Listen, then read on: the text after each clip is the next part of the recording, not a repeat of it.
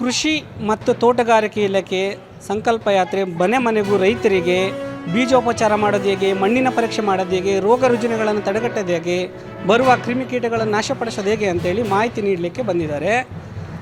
ದಯವಿಟ್ಟು ಇಲಾಖೆಗೆ ಸಂಬಂಧಪಟ್ಟ ಅಧಿಕಾರಿಗಳು ಬಂದು ಮಣ್ಣಿನ ಪರೀಕ್ಷೆ ಹೇಗೆ ಮಾಡಬೇಕು ಅಂತ ಹೇಳಿಬಿಟ್ಟು ತೋರಿಸ್ಕೊಟ್ರು. ಈ ರೀತಿ 1 ಅಡಿ ಆಳದಲ್ಲಿ ಗುಂಡಿ ತೆಗಿಬೇಕು, 8ರಿಂದ 10 ತೆಗಿಬೇಕು, ಅದನ್ನು ಹೆಂಗೆ ವಿಂಗಡಣೆ ಮಾಡಬೇಕು, ಅದನ್ನು ಏ ರೀತಿ ಪರೀಕ್ಷೆ ಮಾಡಿಸ್ಬೇಕು ಅನ್ನುವ ಮಾಹಿತಿಯನ್ನು ವಿವರವಾಗಿ ಕೊಟ್ಟಿದ್ದಾರೆ.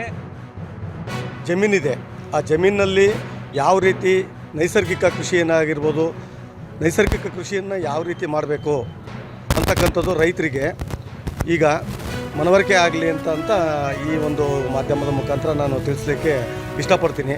ಯಾಕೆಂದರೆ ಇವತ್ತು ರಾಸಾಯನಿಕ ಬಳಸೋದ್ರಿಂದ ನಮ್ಮ ಇಲ್ಲಿ ತುಂಬ ಅಡಿಕೆ ಕೃಷಿ ಜಾಸ್ತಿ ಇರೋದ್ರಿಂದ ನಮ್ಮಲ್ಲಿ ರೋಗ ಬಾಧೆಗಳು ತುಂಬ ಆಗ್ತಾಯಿದ್ದಾವೆ. ಅದಕ್ಕೆ ಈ ಒಂದು ಕೃಷಿ ಅಭಿಯಾನ ಭಾಳ ಪ್ರತಿ ಹಳ್ಳಿಗಳಲ್ಲೂ ಮಾಡಿದರೆ ಒಳ್ಳೆಯದು.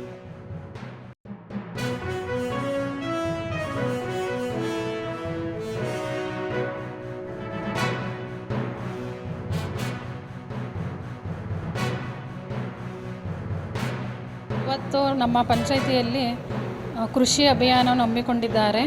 ಇದು ಕೇಂದ್ರ ಸರ್ಕಾರದಿಂದ ಬಂದಿರೋವಂತಹದ್ದು. ಇದು ಹಳ್ಳಿಗೂ ಹೋಗಿ ಮಾಡ್ತಿರೋವಂಥದ್ದು. ಹಾಗೆ ಎಲ್ಲರೂ ಈ ವಿಜ್ಞಾನಿಗಳು ಸಹ ಬಂದಿದ್ದಾರೆ. ನಿಮ್ದು ಏನೇ ತೊಂದರೆ ಇದ್ದರೂ ಅಡಿಕೆ ಸಲಹೆಯನ್ನು ಕೊಡಲು ಇವರು ರೈತರಿಗೆ ಅನುಕೂಲ ಆಗುತ್ತೆ.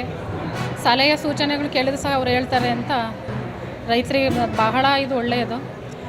ಈಗ ಅಡಿಕೆ ಮರಗಳು ಏನೇ ಒಂದು ರೋಗಗಳು ಬಂದರೂ ಸಹ ಅವರೆಲ್ಲ ವಿಜ್ಞಾನಿಗಳು ಪರಿಹಾರ ಹೇಳ್ತಾರೆ. ಹೋಗಿಲ್ಲ 2 ವರ್ಷದಿಂದ.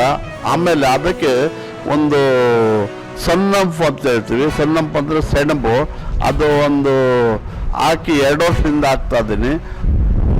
ಮರಗಳು ತುಂಬ ಒಳ್ಳೆಯ ಬೆಳವಣಿಗೆ ಆಗಿವೆ, ಒಳ್ಳೆಯ ಈಲ್ಡು ಬಂದಿದೆ.